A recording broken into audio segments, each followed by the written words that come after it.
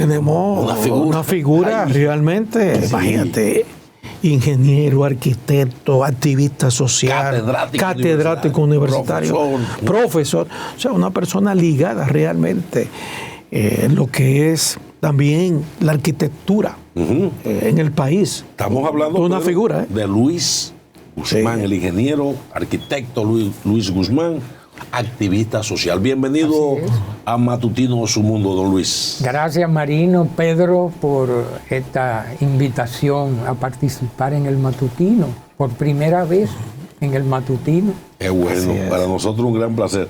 Don Luis, cuando hablamos de activista social, me gustaría definirlo en el marco, digamos, de la actualidad, porque a veces el activista social la gente lo vincula, ¿por qué de este partido o de un sindicato? ¿Cómo define a un activista social y por qué usted es catalogado como un activista social? No, es identificado con procurar satisfacer las mejores necesidades y procurar el bienestar de la población, principalmente en las visitas que podemos hacer en lo que son los distritos municipales, los municipios, que están olvidados siempre, y se está produciendo una gran migración hacia los centros urbanos principales. De los distritos municipales, que son alrededor de 235 distritos municipales, la mayoría está abandonada. Su población quiere migrar, ya sea al municipio, a la provincia, y de la provincia todos se quieren ir, lógicamente, hacia los principales centros urbanos, no solamente Santo Domingo, Santiago, La Romana, San Pedro de Macorís, San Cristóbal. Entonces, se da una densificación, una aglomeración urbana en la periferia de la zona, y colapsan todos los servicios, porque no es un secreto, como se diría, que en Occidente cerca del 90% de la población en los países, principalmente en el nuestro, vive en situaciones realmente precarias. No es hablar de una vivienda propia como se ofrece. Yo digo más, es procurar que las construcciones que haga el gobierno, el Estado, se le den títulos de posesión. El Estado siempre debe quedarse con el derecho de retener la propiedad, y que esas posesiones, por lo menos el 10 o 15% de la persona favorecida, pague de sus ingresos. Si sus ingresos son 5,000 pesos, un 10%, 500 pesos mensuales. Si usted gana 20,000, usted va a pagar 2,000 pesos. O sea, es una forma en la cual, si va a ser favorecido, no es entregarle una llave como desde los tiempos de Balaguer, y después ya todos los otros han heredado eso, porque eso da votos, regalando títulos. Sino, yo hablo de posesiones. Ahora bien, como activista social, yo sé que a mucha gente lo que quiere es tener, no, que me dan y me regalen una casa. No, mire, realmente lo que tiene que haber una buena distribución de los recursos públicos hacia esos distritos municipales que están migrando, así como de la frontera, desde Haití, quieren venir a procurar mejor bienestar, asimismo la migración interna. Entonces, todos estos centros urbanos, metrópolis, que colapsan, que la movilidad, si no hay movilidad, usted no puede procurar un trabajo, ir o no a hacer mejores comercios. Entonces, ¿qué debemos hacer? Simple, distribuir esos recursos en todos esos distritos municipales y municipios para que se generen ahí fuentes de empleo, de trabajo, fábricas, industrias. Y ustedes van a ver, si tienen mejores condiciones, la gente va a volver, porque si le ofrecen mejores condiciones económicas y de bienestar, no tiene que estar en situaciones precarias como viven actualmente. Déficit de infraestructura sanitaria, déficit del servicio de agua potable, el riesgo y la vulnerabilidad ante las lluvias, los ciclones, las tormentas. Entonces, estas son situaciones que los actuales alcaldes deberían tener un reporte a sus municipios por lo menos una vez al mes o 2 veces. Por ejemplo, aquí en el Distrito Nacional... no acostumbran eso, los alcaldes no acostumbran eso. No, pero eso en cualquier país civilizado. La cabeza principal no es un presidente que tenemos, que le llaman el presidente orquesta, que es el único que da la cara. Señores, den la cara los alcaldes. Hagan un reporte, en qué condiciones recibieron, qué situación están enfrentando, cuántos recursos económicos disponen, cuál es el estado de situación financiera, económica, contable, cuáles son sus pasivos, cuáles son sus activos, con qué patrimonio cuentan, qué compromisos arrastran y las próximas autoridades van a heredar, cuáles son las posibilidades reales de proyectos de innovación que tienen esos, esas alcaldías. Porque de pronto vemos en aspirantes muchas promesas muy bonitas, pero ¿con qué recursos se va a contar? Van a seguir abandonando los distritos municipales con migraciones de más de un 75%, que lo diga el Ministerio de Economía, Planificación y Desarrollo. ¿Qué es lo que está pasando? ¿En qué condiciones están viviendo? ¿Por qué no se promueven políticas en las provincias para que sus municipios y sus distritos municipales se generen fábricas, industrias, fuentes de empleo atractivos que le permitan a la ciudadanía, óigame, tener un empleo que les satisfaga sus necesidades, no simplemente básicas, sino de un desarrollo y mejores condiciones de educación? No tienen que irse trasladando a todos los lugares y produciendo, por ejemplo, como en el Distrito Nacional, que tenemos un colapso. Por ejemplo, se supone que en el distritico, que como lo llamaba mi profesor y amigo Paulín Espaillat, el arquitecto Leopoldo Espaillat Nanita, óigame, hoy tenemos alrededor de 1 millón de habitantes en 92 kilómetros cuadrados. Sí, wow. Pero, ¿cuánto ingresan diariamente a trabajar? Más de 1,5 millones de personas entran y salen. O sea que de pronto en un día tenemos más de 2.5 millones de personas que lo pueden dividir entre 92 kilómetros cuadrados, que le va a dar alrededor de 27,000. Pero ese es el caos en el tránsito. Por kilómetro cuadrado. Claro. Y no están distribuidos equitativamente. Es un caos, Pedro.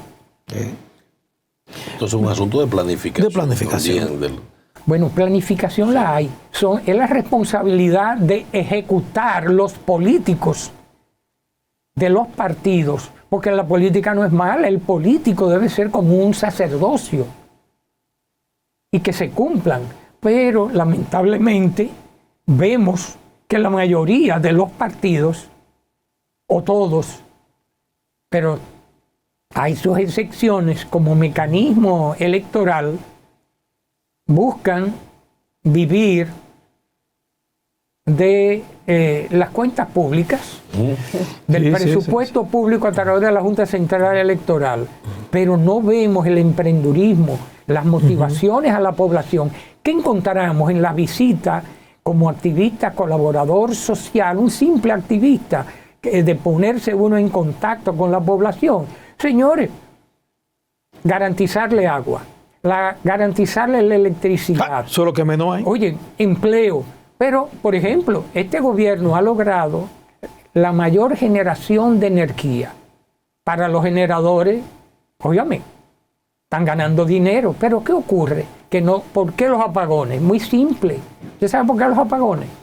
Porque no se hicieron con tiempo las previsiones y cambios de los transformadores, de las subestaciones, que colapsaron producto de que la capacidad es muy poca para la demanda. Entonces, aunque cambien esos transformadores, hay que cambiar los transformadores de distribución. Pero las sedes no tienen ni contadores. Ni contadores tienen las sedes. Estamos allá a 3 años. Ya se está acabando esto. Ya se está acabando. No sé si estamos entendiendo. Claro. Que estos apagones son producto de que los transformadores que debieron ser trasladados a otros lugares y colocar sobrecargados y colocar otros de mayor capacidad y cambiar los transformadores de distribución para que no ocurra lo que está ocurriendo. Entonces la población con razón, y eso yo lo que digo es, señores, los políticos partidistas están claros en procurar la satisfacción de las necesidades básicas de la población. ¿Por qué no hablan los alcaldes? ¿Por qué es el presidente que tiene que estar en todas partes? El gobierno de la ciudad es el alcalde. Claro, que hablen, que digan cuáles son los problemas, sus necesidades, qué van a heredar las próximas autoridades, qué están haciendo los regidores, que son los que se supone que cada 25,000 personas ellos los representan. Nosotros estamos sobrecargados, no solamente en términos de regidores, sino de diputados.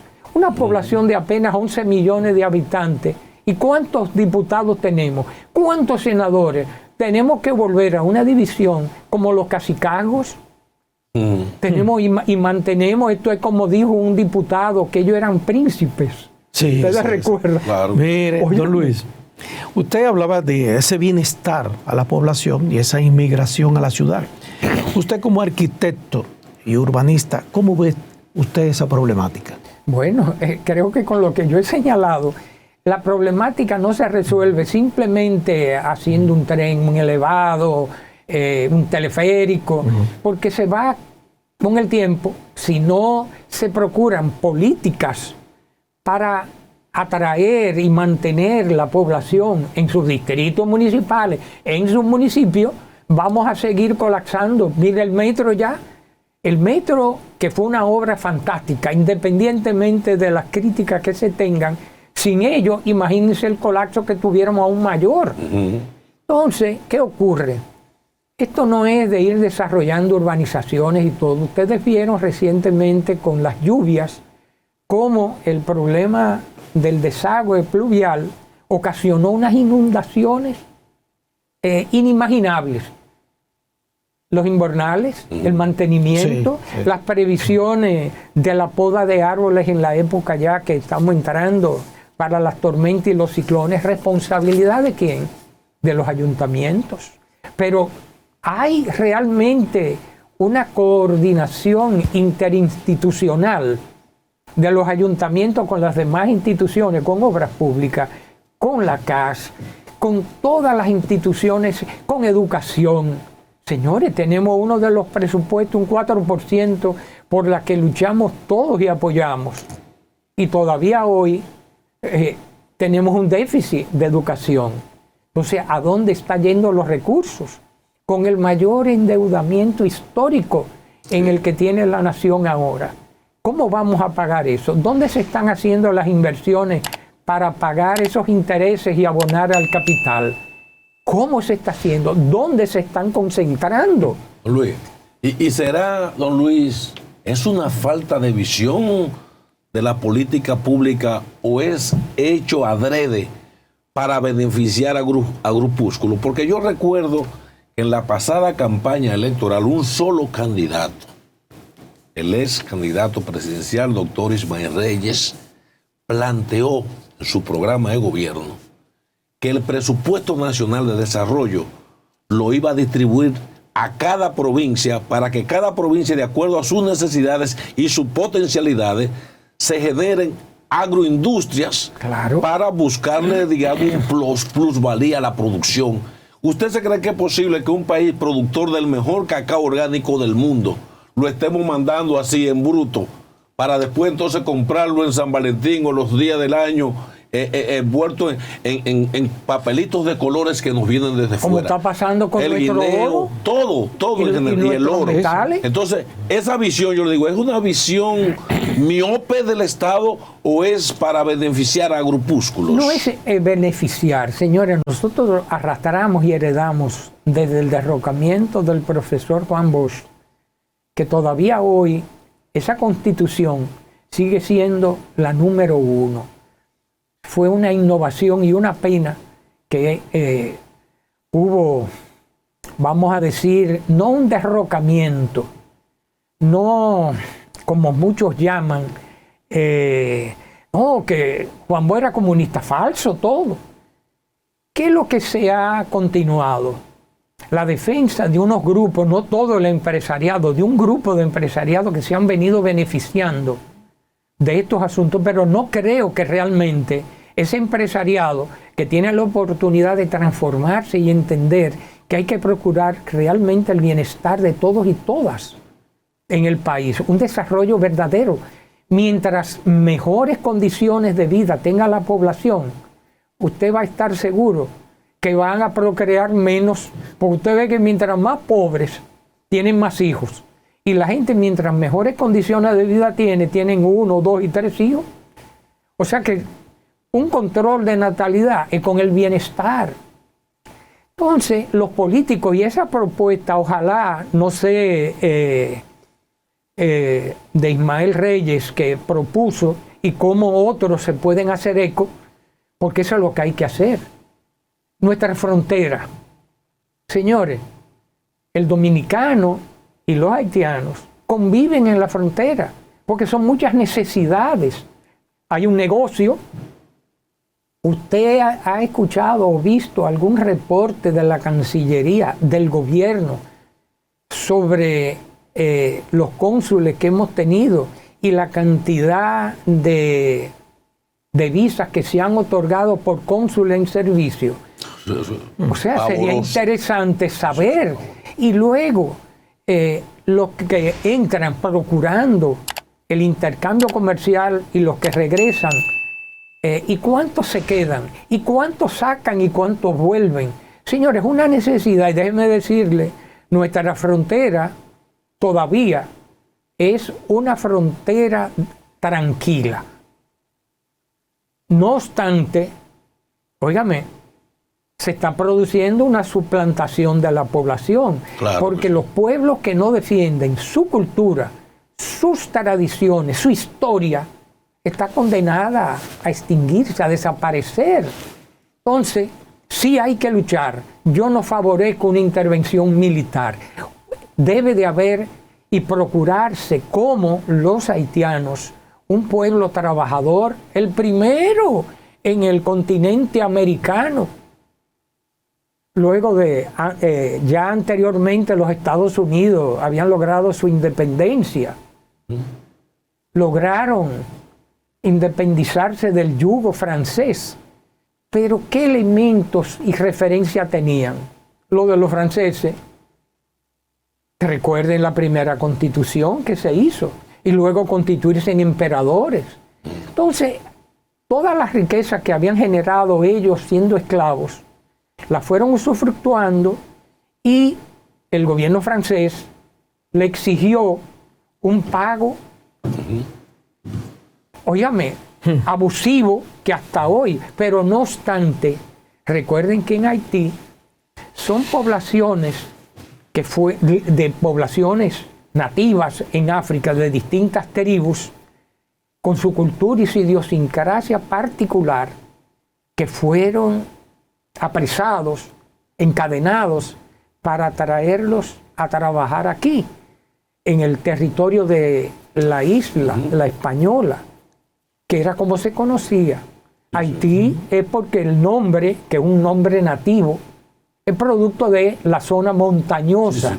Haití es un territorio muy hermoso, es herradura, pero entre ellos mismos, como república, yo no le veo futuro.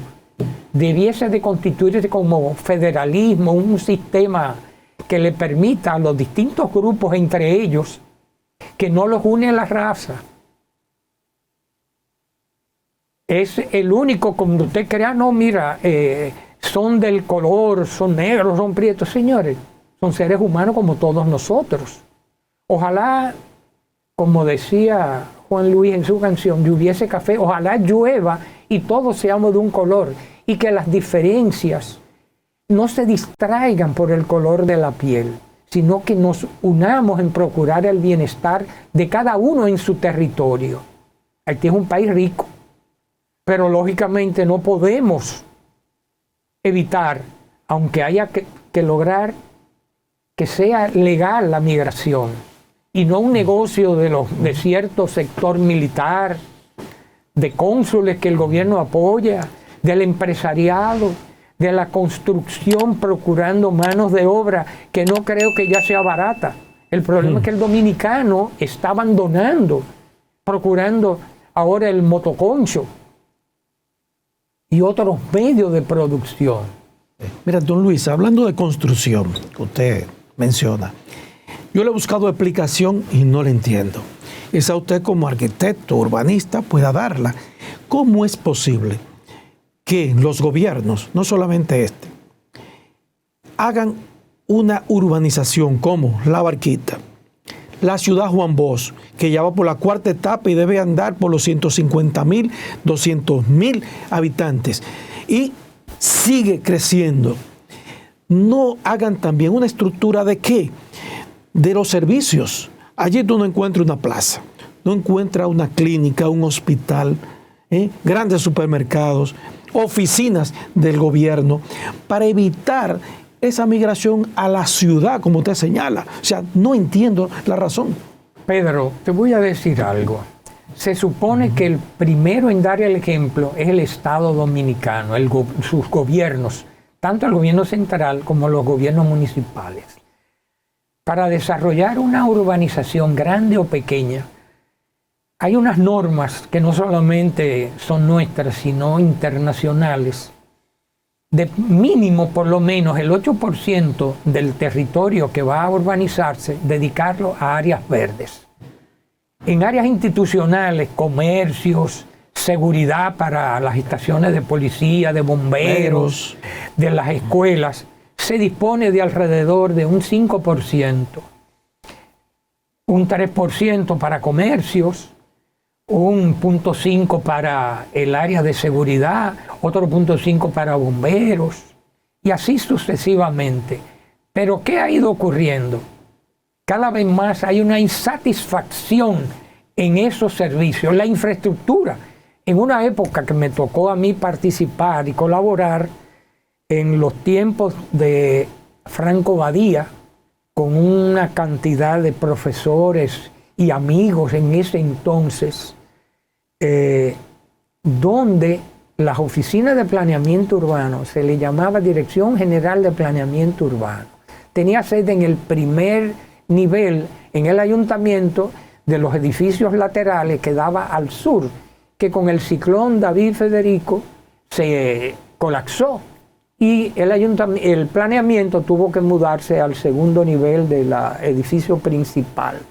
Pero en ese entonces, óigame, el control del uso de suelo, la coordinación interinstitucional para aprobar una urbanización, cada institución como Obras Públicas, la CDE en aquel entonces, la CAS, Codetel, en ese entonces, tenían que rendir y tomar en cuenta para que en las previsiones y su planificación pudiesen ir satisfaciendo las necesidades que iban a demandar esas nuevas poblaciones, esas nuevas urbanizaciones. ¿Y a qué es lo que hemos llegado? Las calles hoy, producto de muchas modificaciones y cambios manipulados, donde redujeron las aceras. Hay aceras que usted tiene el poste de luz en el medio y hay que cruzar a la calle. En las calles, óigame, son estrechísimas. Sí. Cuando usted tiene un automóvil estacionado al frente de su casa y usted va a salir, no puede, porque no puede girar, el carro se lo impide.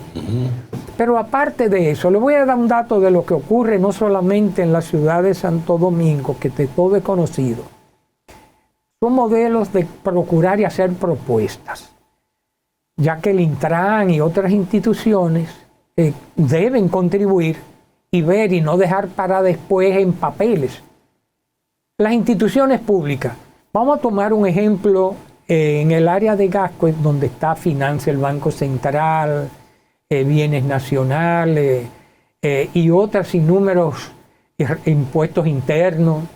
Ustedes ven cómo de pronto toda la zona se constituye en las calles en estacionamientos paralelos de ambos lados. ¿Y de quiénes son esos automóviles? ¿Son de los empleados? Entonces, lo que van a requerir el servicio a las instituciones no encuentra dónde estacionarse. Y le pregunto y les digo, ¿por qué esas instituciones públicas empiezan un proyecto, plan piloto, 2 o 3 instituciones o una sola, satisfacen las necesidades de transporte colectivo en aire acondicionado, con seguridad, para que sus empleados vayan y regresen a sus hogares y dejen esos automóviles en su casa, ir descongestionando? Hace poco se había prohibido el estacionamiento paralelo.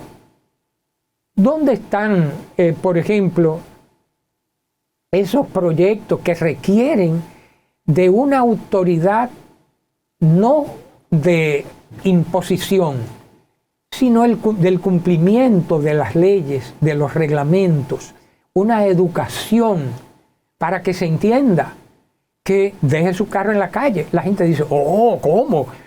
Una mujer después que se maquilla, montarse, o uno con su traje, yo quiero tener mi carro, 8 horas, ¿cuánto usted paga por tener ese estacionamiento y los buscones que se lo cuidan? Pero usted está impidiendo, oiga, este costo, la disminución de la movilidad, del tránsito por esos vehículos y la facultad. ¿Qué es lo que origina? Un entaponamiento. ¿Cuánto y un alto cuesta, consumo en combustible? Claro. ¿Cuánto cuesta ese entaponamiento que provocan esos estacionamientos ahí? Claro. Yo lo dejo como inquietud. O sea, hay posibilidades. Es que esto es un paisaje. Don Luis, Ingeniero. no quisiera que usted se vaya sin que nos diga, mire, ahora mismo usted se levanta un día y mira hacia la derecha y ve una torre como que surgió de la noche a la mañana, por los tantos capitales que entran en las inversiones, independientemente de las procedencias que se cuestionan. ¿Son seguras las torres que se están haciendo en la República Dominicana? Sí. Mire qué es lo que ocurre, es lo importante. Frente a temas sísmicos, sobre todo. Sí, no, ahí vamos. Yo que participé en la creación de lo que fue en aquel entonces el Departamento de Reglamentos y Sistemas, hoy la Dirección General de Reglamentos, y se elaboraron muchos manuales en los que participamos directamente, desde la época del ingeniero Miguel Gil Mejía, fallecido, el ingeniero Jack Levy, y yo que fui encargado de reglamentos y sistemas, se elaboraron manuales, no solamente el manual de tránsito, gracias a la colaboración directa de Onésimo González, el ingeniero, muy amigo y mantenemos esa relación, aunque sea por WhatsApp. Le puedo decir que en la parte ya estructural, en aquel tiempo se elaboró el manual para las estructuras en edificaciones, sismos resistentes. Claro que al ser cada vez más altas y ir construyendo en zonas, no como la del polígono central, que los terrenos, los suelos son bastante buenos, Sí, roca. pero la zona del Fernández y de toda esa parte de la Winston Churchill hacia el oeste, son terrenos como los Prados, un terreno calichoso. Sí. Se supone que esas construcciones, y recuerdo con los arquitectos Doy Gautier y el amigo fallecido, también, que yo diría de tiempo, no tanto, todos pasaban de 70 años, Edwin Cobb, se diseñaron los prados. Eso quedaba en las afueras de la ciudad. Así es. Esas eran viviendas para la clase media, baja trabajadora, para tener una vivienda. Óigame, y ahora usted encuentra torres. ¿Dónde va el tema del sismo? Señores, que hay lugares que hay que construir con plateas, con pilotes, para que, como en México, puede, en caso de un temblor, un sismo de más de 6, 7, 8, que no pueda venir, que nos van a agarrar confesados. Pero, por ejemplo, en los cacicazgos, ese proyecto enorme de parque diseñado por Manuel Valverde Podestá, por el arquitecto Virgilio Dalmau, por Isaac Chuec y una parte de Cristian Martínez, y la urbanización diseñada por el arquitecto ya fallecido y pariente Pablo Mella Morales. Entonces, ¿qué encontramos? Todo eso se había planificado, hasta 8 pisos, las zonas que iban a ser desarrolladas como en París, todas a una altura, para que los terrenos tuviesen las mismas condiciones y posibilidades de satisfacción de sus necesidades. Pero en un solar, por ejemplo, de 2.000 metros, uno le puede construir un edificio de 12 pisos, pero otro le puede hacer un edificio de 60 pisos o de 40. Entonces, ¿cómo la infraestructura de servicio y de satisfacción, agua, electricidad, la movilidad, el tránsito, la dimensión de las calles y las vías, lógicamente va a colapsar?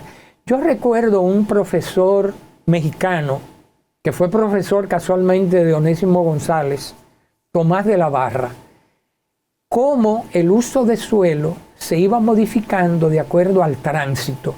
Mientras más carros pasan, y si yo tengo una residencia, una vivienda, y pasa tantas personas, tantos vehículos, bueno, yo voy a cambiar, en vez de ser una vivienda, voy a poner un comercio, porque tengo posibilidades de buscar independiente. Entonces, todas estas cosas, ahora tengan la tranquilidad en que aquellas edificaciones construidas respetando y cumpliendo con las normativas del ayuntamiento y de obras públicas y de otras instituciones en términos de construcción van a responder adecuadamente. No quiere decir que van a caer. Lo que ocurre es que en un sismo muy fuerte es que el edificio no le caiga arriba a sus residentes, sino que el edificio, aunque se vea afectado, no colapse. Porque la gente a veces piensa, no, tiene que quedarse igualito. No, es que no sabemos la magnitud. Así es. Gracias. Se aprende mucho con el ingeniero Luis Guzmán, arquitecto, activista social, simplemente. Un hombre de mucha experiencia, profesor. Gracias por su participación edificante en este matutino Su Mundo.